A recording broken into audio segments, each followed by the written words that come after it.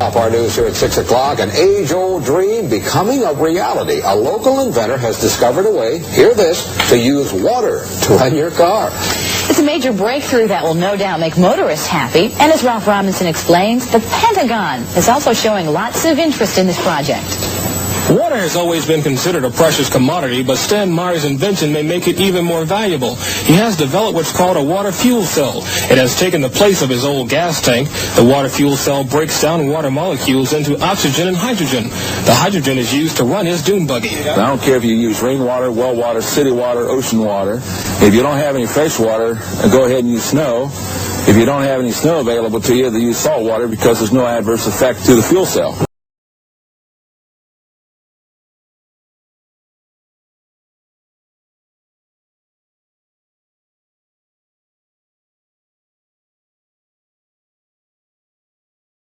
Growing up, was there footage in the local news of Stan Meyer? Yeah, back in, I think it was 91, the Stan Meyer was on Channel 6 News. Okay. And they videoed him driving down the road in his buggy.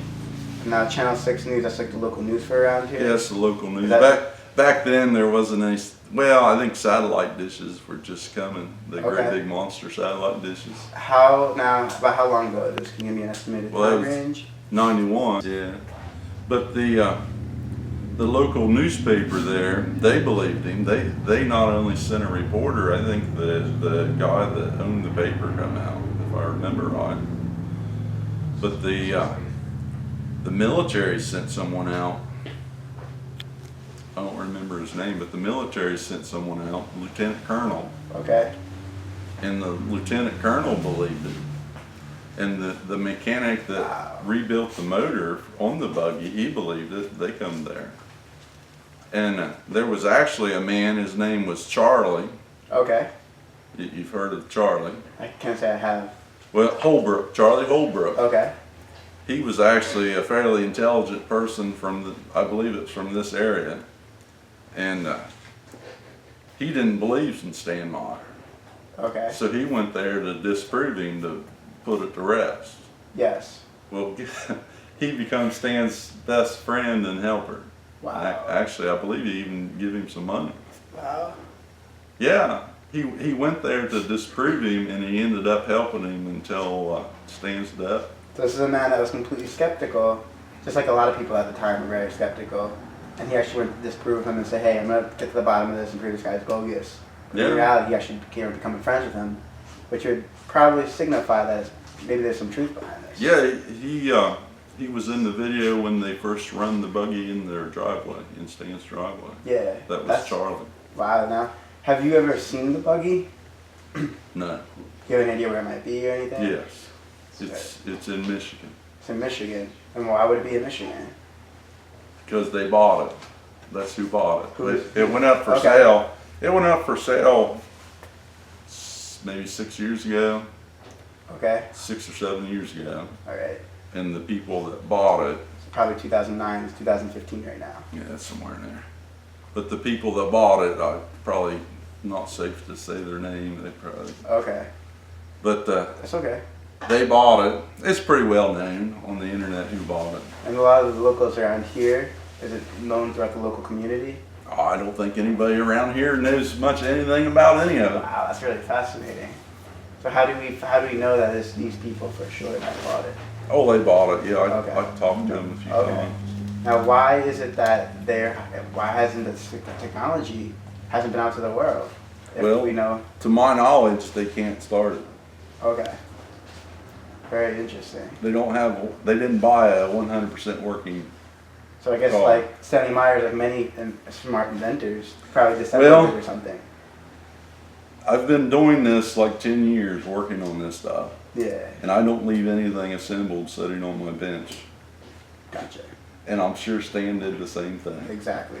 A pleasure, man. Thank you, Max. Oh, no problem. Any other words you want to add to this? Or, I'm sure we'll get some more footage probably later. More footage, exactly. We will. All right, thank you. Cool. Dave, what is this? You mind explaining what this is? What's going on here? It's a bunch of hydrogen cells, buttloads of them. Okay, and how does this exactly work? What's going on? It's just the normal electrolysis. So you got water and electrolyte.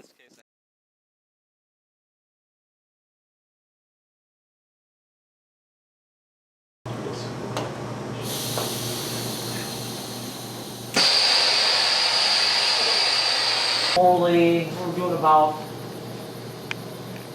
7 to 8 liters a minute. It's a specially designed burner from Epoch.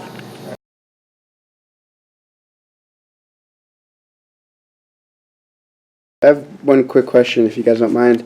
Have you ever got to see the actual buggy running off? Yes, I did. And when you saw it running, was it running off purely only water? Yes, in fact, one of the things that I remember when I came over there, because he loved doing that, was to take that tube right over to the tap water and fill it up and actually pour right in there. What motivated Stan to actually build the Doom buggy? Do you guys know like the origin, the motivation behind it all? Well, definitely the oil embargo. You know, that was a whole different time then. The oil was the problem. We were trying to, you know, we were definitely consuming a lot of it and seeing a lot of the problems, and much what we're seeing today too. But yeah, that was really his main motivation, is to not be so dependent. Liberate the nation, it sounds like, from the oil companies. Thank you. Yes. Can you just please speak about a little bit how Stan treated the Dune buggy? Like what it meant to him? Yeah, it was everything for me to get it. I made him really nervous. But no, it was, he had it in they had a, at the end there, is what I remember seeing it the most, is he had in the back of a house on Broadway in Grove City.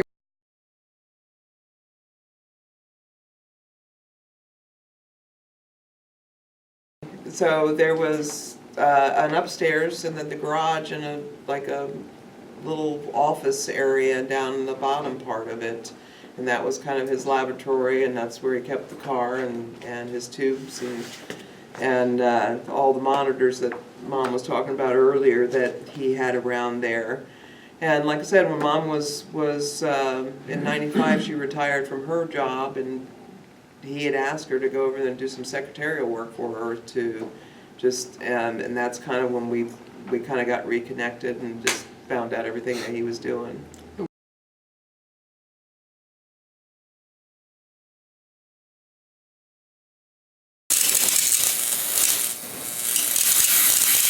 There's the purple haze around the side of that lady joint.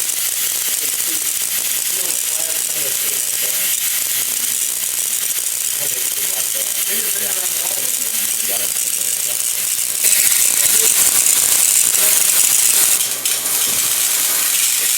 Just the glass. Nothing else but glass.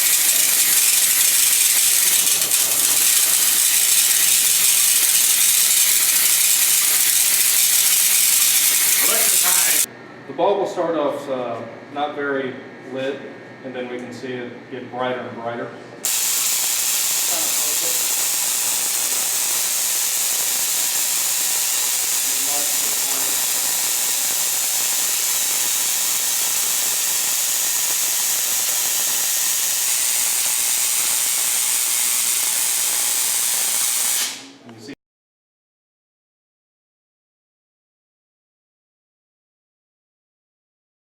To this. So this is good stuff to catch on to, right?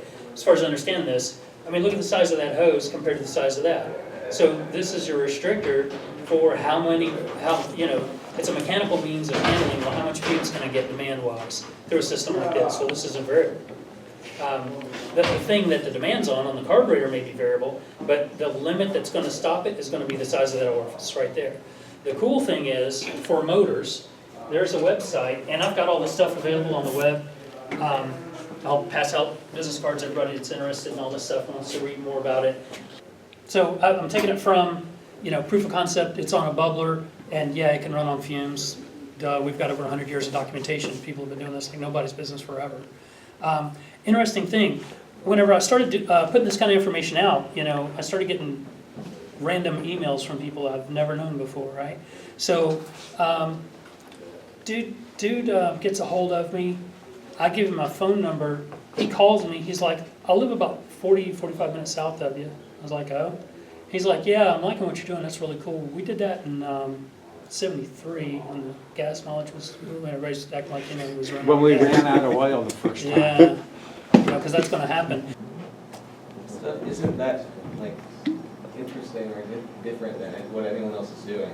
It's just little modifications of what is going on. I mean, you can find buttloads of these videos online of people like running everything on little vapor carburetors. It's just like you were saying, it's not hard. Was that you mowing your grass? Yeah. With vapors? Yeah. That's badass. You never seen that? That's badass. Yeah.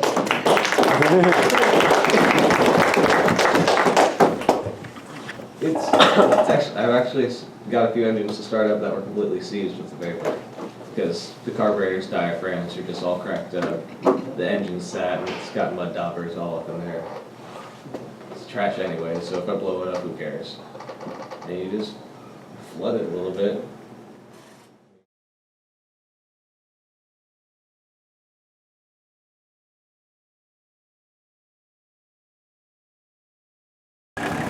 It shouldn't be that easy.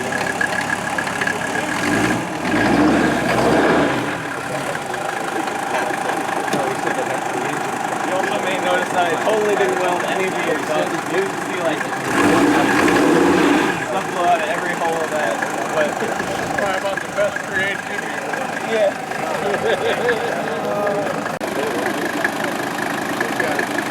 I wonder where you got that one.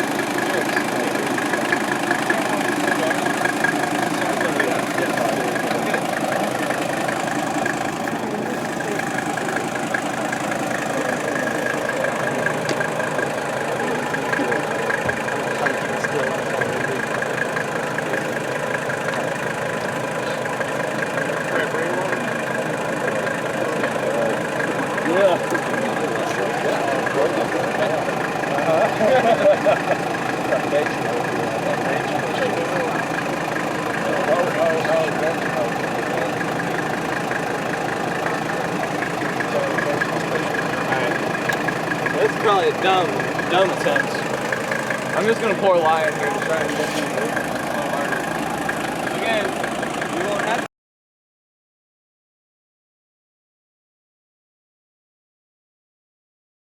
If we don't understand each other, we're just living in Babylon. We don't understand each other. And I fear that that's what's going on now in the scientific community. There are a lot of fear factors involved with that, corporate-wise and politically. Let's talk about the structure of the injector just for a second, since we kind of have an understanding now. Water mixture gas through the water inlet housing. Check valve. By the way, I will tell you, the injector, people, the injector is where all the technology of Stan Meyer's 50 plus patents or whatever comes together into one singularity. Stan said that the internal combustion engine is 3 unit. It's a air pump, it's a drive machine, and it creates non-combustible gases. We can use all those to our advantage. But the poem said, knowledge is not wisdom. Wisdom is not even the application of knowledge. Wisdom is knowing you know nothing. No matter how smart you are. None of you would be here today if it wasn't for a few certain people. The first person is Per Ritter from Denmark. He originally asked me to open source my work. He wants the world to have it, and he personally asked me to do it. The second person is Ed Chanson, who is not here at the moment. His car broke down. So we need everyone's help to finish this, and this is your opportunity to join in with whatever skills. It doesn't have to be financials. Finances are great, we do need that, but we also need people to discuss it. We need people to work on it, to help finish it. And for the young people to get involved, I thank you very much. And I think everyone should give them a round of applause.